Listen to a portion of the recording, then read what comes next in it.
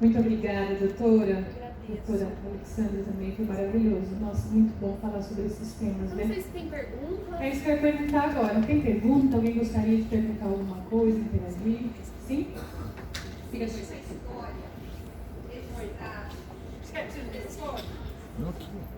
Ou para a doutora Cláudia ou para a doutora Alexandra.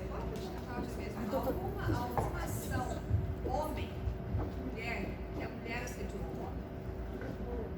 Existe isso? Ao contrário? Sim, existem situações sim.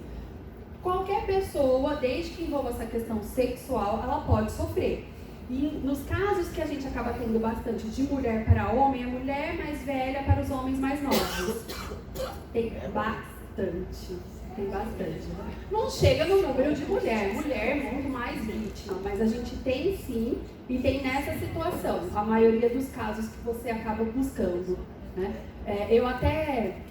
Eu queria, foi o que eu comentei com vocês, eu procurei algumas jurisprudências para trazer e mostrar o quanto que esse assunto ele é atual e está dentro, né, da justiça do trabalho como um todo, mas ia ficar muito, muito grande aí a conversa. E o pessoal que não é do direito não gosta muito de eu ficar ouvindo essas coisas do direito, né? Então eu tentei trazer uma coisa mais leve para não ficar cansativo, mas a gente tem sim.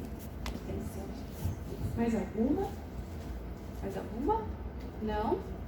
Alguém que já tenha vivenciado e quer compartilhar, seja assédio moral, seja assédio sexual, alguma situação? Não? Muitas vezes a gente nem sabe, né? Mas eu acho que o nosso maior problema é saber e o receio do julgamento do outro, e o julgamento da outra mulher. A gente acaba. Eu sofri assédio de todos os tipos. Ali, gente, eu até vou contar aqui pra vocês. Lá no meu começo da advocacia, eu fui trabalhar no escritório que a Lê trabalhava. Então a gente já se conhece aí desde 2006. Desde 2006. E ela sempre foi essa mulher elegante, chique, linda, né? Que passava todo mundo, olha pra ela, né? Então acaba sofrendo, né? Eu sou de uma geração em que existia, vamos contratar advogada JD Filho. Lembra disso? É a advogada que é bonitinha, pensa pouco, se veste bem e sorri para conseguir um JD Filho do magistrado. Gente, vou compartilhar isso. Não é? Vai lá, manda aquela que é bonitinha. O juiz vai dar um JD. Eu fazia estágio na minha época de estágio, tá? Ó, vamos combinar. Se for juiz homem, você que entra para despachar. Se for juíza mulher, eu que entro para despachar. Só que é que eu falo a maturidade. A gente se submete. Como que a gente quer mudar as gerações se você vai lá e concorda e faz isso? Então, aqui não é para reprimir ninguém, mas é justamente para a gente mudar nossos comportamentos. Porque se a gente muda, a gente corta, a gente vai mudando uma sociedade. Mas não, a gente aceita e a gente vai lá e faz isso. Porque facilita, porque você vai conseguir aquilo que você quer. Aí, de novo, a mulher é objeto, né? Então, são essas situações que a gente precisa mudar nossos comportamentos e a gente só vai mudar parando e refletindo sobre. É isso que eu ia concluir. Esses eventos são de extremamente importância, até de parecer que nós somos repetitivas, mas é para a gente poder repensar. E essa possibilidade de repensar a nossa cultura, a nossa conduta, é fascinante, porque nós estamos em constante modificação. Eu, toda engajada com a temática feminina, outro dia me peguei falando assim, ai, meu marido me ajuda. Aí aquilo, eu falei, ele me ajuda? Não, ele não me ajuda. Nós dividimos as tarefas aqui em casa. Ai, mas seu marido é tão bonzinho. Não, nós dividimos. Eu estou trabalhando bem uma louca, ele faz as coisas dele. Mas eu me peguei nisso. E o interessante, hoje eu tenho uma filha de 13 anos. Quando eu era menininha, lá que a doutora Cláudia está querendo revelar, né? É engraçado que alguns comportamentos masculinos em que eu me sentia lisonjeada, hoje eu me sinto ofendida. Mas o que fez mudar? Conversar sobre, ouvir, trocar experiências. Isso fez mudar o meu comportamento. Existem piadas que hoje eu me sinto ofendida. E antigamente não, eu não me sentia, fazia parte, né? Então essa constante mudança nossa, até nós mesmo, de julgamento, quando nós passamos por uma traição, cá entre nós, quem é errada? Quem? Só eu com meu marido, porque ele é um santo, ele é tão bonzinho, não é? Nós julgamos a outra mulher. Então, eu penso que isso é o que mais dói, é o nosso julgamento.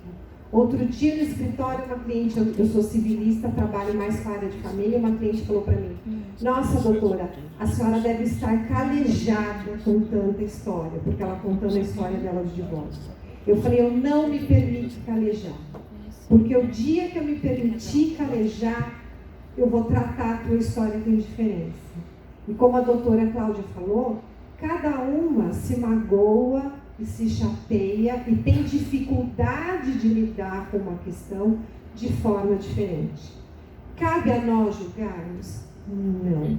Então, esse processo de empoderamento feminino não é só nós nos sentirmos capazes, mas é nós desenvolvermos o nosso olhar de empatia para a nossa semelhante.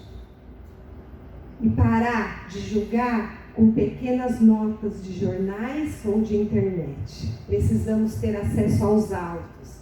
Então a legislação está aí para as coisas se fazerem cumprir, mas a nossa obrigação como agente modificador social é repensar. Repensar os nossos comportamentos, repensar as nossas atitudes e perceber que somos capazes de ser diferentes. Amanhã seremos outras. É isso. É importante a gente... Eu acho que é importante a gente tirar do nosso vocabulário, mas... Ai, sofreu assédio, mas... Igual aquela criança, né? Que foi toda aquela história de que a juíza não autorizou o aborto dela. Então a gente não falava da situação de não ter autorizado o aborto, a gente falava assim, mas o que uma criança de 13 anos estava grávida? Onde estava a mãe dessa criança? Então vamos tentar tirar do nosso vocabulário esse mas, vamos tratar a situação direta, que a mulher está ali realmente gritando por ajuda, por socorro, e a gente precisa estar ali uma pela outra para a gente mudar a nossa sociedade. Eu estava procurando aqui essa semana, me chamou a atenção, uma matéria sobre advogadas reclamando o preconceito também nas sentenças que elas veem, que também tem uma questão de preconceito na hora, a separação do posicionamento do juiz, quando vê que é uma advogada atuando, que existe também, tem até um termo que elas usaram, eu normalmente printo para eu ler e estar estudando, e agora eu estou aqui me matando para você debater. Sem problema, E eu queria, por último, gente, prometo que é por última reflexão, a gente precisa de mulheres no poder como um todo, né? Então são cargos de chefia, são em todos os lugares, a gente precisa de mulher no poder, para a gente começar a efetivamente mudar esses comportamentos e essas culturas. Mas a gente não é só a mulher no poder e ela acompanhada de um monte de homem.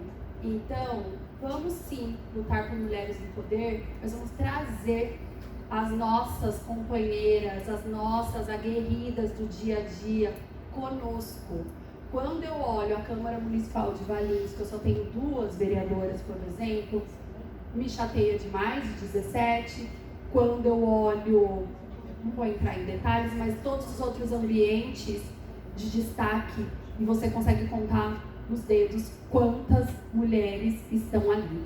Então, dentro da OAB, a gestão anterior, que foi presidida pela doutora Raquel por 6 anos, a doutora Raquel ela teve um cuidado muito grande em ter 3 mulheres dentro da diretoria e 2 homens, e das comissões temáticas, a maioria delas ser presididas por mulheres. Então eu acho que esse é um cuidado que a gente precisa ter. A gente não precisa ter todo o espaço para nós, mas eu tenho visto o quanto que diversas OABs têm tomado cuidado de, se a mulher é a presidente da comissão, o homem é o vice. Mesma coisa ao contrário, se o homem é o presidente, a mulher é a vice. Para a gente efetivamente buscar isso que a gente grita tanto pela equidade. Então vamos olhar, a gente está vendo aqui a quantidade de mulheres que nós estamos. Aí você vê qualquer chamada de alguma questão política, você conta nos dedos as mulheres que ali estão. Então a gente está ainda numa categoria inferiorizada. Precisamos sim conquistar os nossos espaços cada vez mais alto, cada vez mais empoderado. Que todas daqui saiam muito empoderadas. Palmas para todos. Pergunta? É uma dúvida. Quando a mulher, no caso, ela mostra uma ação contra o patrão, alguém da empresa superior a ela mostra uma ação. Nesse meio período, o patrão a manda embora. O que poderia acontecer a favor dela e contra a empresa? É mais uma situação de Seria assédio. constitucional? Na verdade, assim, ele está obrigado a ficar com ela? Não. Existem as situações que são obrigatórias por lei, que aí é o que a gente pede a reintegração ao trabalho. Então, exemplo, você tem uma estabilidade acidentária, você acidentou na empresa e está afastado. Ele não pode te demitir. Aí demitiu, aí você vai entrar com uma ação pedindo para ser reintegrado ou para ser indenizada. Então, nessa situação, não é obrigado a estar, mas aquilo configura mais um ato de assédio que vai implicar na sua indenização. Dinheiro restabelece o estado a qual que essa pessoa estava? Não, ele não restabelece. Por isso que a gente tem que mudar esses comportamentos para que aquilo não atinja efetivamente tudo que você tinha na sua vida e fique acabada. Eu vi uma palestra esses dias de uma procuradora do trabalho, e dentro da procuradoria do trabalho, estamos falando de uma pessoa que passou no concurso, uma pessoa que é da área trabalhista, ela sofria assédio. E esse assédio foi tão grave dentro da vida dela que hoje ela está em outro local, né? Ela mudou de diretoria, que fala, ela palestra sobre o assunto, e aí ela fala assim: os meus remédios eu continuo tomando até hoje. As cicatrizes não foram apagadas, elas estão aqui. Eu ainda sofro de tudo que eu passei durante aquele período de trabalho. Então, o dinheiro, ele vai resolver? Não vai resolver. E a gente vê umas indenizações tão pequenas que dá até raiva, tá? Não vai resolver. Por isso que o que vai resolver é a nossa mudança de comportamento, é virar realmente a chavinha. Doutora, agora eu tenho uma pergunta. A gente pensa que vai acabar, todo mundo é um assunto bom, né? Complicou, hein? Hoje meia-noite. Essa mulher que sofreu, que entrou com ação, se ela vai procurar um novo emprego, ela sofre mais um tipo, mas por que você saiu dessa empresa? Antigamente, você jogava lá o nome da pessoa e era muito mais fácil você ver tudo. Ah, mas hoje não. Hoje você ainda consegue ver, mas de uma maneira um pouco mais discreta, vamos dizer. Porque se você pega o número do processo para saber o que aconteceu, você vai entrar no número do processo e fica cadastrado todo mundo que acessou ali. Então é um meio até de prova, para você provar que você perdeu aquele processo, porque a pessoa tem medo de que você a processe, né? Então existe hoje uma cultura muito grande de não questionar, de muitas vezes não pesquisar, mas ainda existe aquelas empresas menores que acabam fazendo isso. Então, se houver qualquer indício e você conseguir provar, também é indenização por danos morais em relação a isso, porque é discriminatório, é um ato discriminatório eu não te contratar porque você já exerceu o seu direito de mover uma ação judicial, tá? Eu vejo ainda muita gente falando, não vou processar que eu vou ficar suja. Suja? Suja onde? Né? Então a gente tem que tomar muito cuidado. Nós temos que exercer os nossos direitos em todas as esferas, todas. Eu vou contar um exemplo então, né? A doutora disse que se eu tivesse um exemplo, eu passei por uma situação muito complicada. Eu fiquei grávida, foi quando? 2018. E eu antes disso eu vinha sofrendo uma série de situações de assédio. Falava que eu estava mentindo, não sabia, eu tinha que ficar me defendendo o tempo inteiro. E aí eu acabei engravidando, era casada na época e tal, e um dia eu entrei no banheiro, muito magrinha, minha barriga foi aparecendo na última semana de ganhar quase, né? Então, com 4 meses já, eu estava no banheiro, uma situação super complicada, ela chorando, triste, não sei o quê, e veio essa pessoa comentando com a outra: a Priscila está mentindo que está grávida. E eu já tinha apresentado exames para superior e tal, e ela era coordenadora, mas não era minha coordenadora direta, isso numa universidade, lá em São Paulo. E aí, eu estava tão nervosa na época, já esgotada com a situação que eu vinha sofrendo com essa pessoa, que eu saí do banheiro igual uma doida. Eu falei assim: fala na minha cara, sua maluca. Eu falei desse jeito. Passou um pouquinho, eu tinha uma consulta, inclusive, para fazer naquele dia. Era em São Paulo, cheguei no médico com a pressão 8/6, grávida, estava quase, assim, estava muito mal mesmo. E aí eles falaram assim para mim, Priscila, você já contou para fulano e fulano, para o seu chefe, o que aconteceu? Eu falei, não contei, eu não consegui me explicar. E aí, então vem aqui agora, para dar o flagrante, né? Se fosse no outro dia, parece uma coisa assim, né? Se fosse no outro dia, eles não conseguiam aplicar, tá? Aí eu voltei. Eles têm medo do perdão tácito. Aí você tomou ciência hoje, você não tomou medida hoje, é o perdão tácito da empresa em relação ao funcionário. Eu não entendi muito bem, né? Aí eu voltei correndo lá para resolver essa situação. Quando eu cheguei lá, eles me demitiram por justa causa. Por justa causa. E aí quando eu cheguei, gente, foi horrível. Eu grávida, né? Passou tipo um mês eu me separei ainda, então foi uma situação tão complicada porque eu não conseguia emprego. Foi horrível. Mas vocês estão vendo o quanto que a mulher ela sofre e as situações são amarradas para 2018, isso acontece, né? É muito novo. Não, já terminei, era isso mesmo. Aí eu entrei com a ação, só que mesmo assim a gente fica assim, né? Será que eu entro com a ação? Será que eu vou ficar suja? Tudo isso. Entrei com a ação e aí demorou 3 anos. Falei, gente, a menina vai fazer 20 anos, eu não ganho essa ação. Aí foi para a primeira instância, segunda instância, eu ganhei lá no Tribunal Superior, no TST, porque eles viviam sempre recorrendo. Aí em 2021 saiu a ação de entrada no apartamento. Valeu a pena. São os finais felizes que importam pra gente. O caminho é muito duro, muito duro. E aí agora, você falando, eu lembrei de um item que eu esqueci de comentar com vocês. Pelo item agora da CIPA, é obrigatório ter canal de denúncia dentro das empresas, é coisa recentíssima. Por que ter canal de denúncia como obrigatório? Porque muitas vezes a gente não quer se expor, nós somos tidas como loucas, desequilibradas, dramáticas, mal amadas, que inventam um monte de jargão, né? Tudo isso. Então esses canais de denúncia também já é um passo muito importante para que a gente realmente tenha a proteção da mulher dentro desses ambientes de trabalho. Porque a partir do momento que você colocou a denúncia, se não fizeram nada, se ignoraram aquilo, já é efetivamente um meio de prova. E antes a gente só tinha as empresas grandes, agora é obrigatório para todas. Tem que colocar lá dentro do... Esqueci o nome que ele é obrigatório agora do governo, que eles têm que colocar tudo. E-social, tem que estar lá dentro do e-social. Então eu acho que as coisas estão melhorando, gente. Agora é conosco mesmo. A gente que vai ter que correr atrás de mudar nossas posturas aí, correr atrás do direito. Eleger mulher para CIPA. Mulheres no poder, não importa onde. Não importa onde. Mulheres no poder sempre. A gente também pode agir porque a Câmara dos Deputados está para ser eleita um perdão para quem não respeitou a cota das mulheres. Então vai dar isenção para não pagamento de multa de partidos que cometeu não cumpriu a cota ou agiu com discriminação das mulheres. Então também é uma coisa que a gente vai ficar atento. Todo mundo ouviu aí, pessoal? Sim. Viu? Importantíssimo. Entra lá, projeto de lei, se concorda com esse projeto? Então eu acho que seria legal até o conselho, se puder divulgar, porque daí a gente vai compartilhando isso daí e votando. A gente pensa que são questões pequenas, mas não. Exato, é sempre assim, na calada da noite, sem repercussão, engolem e ponto. Não.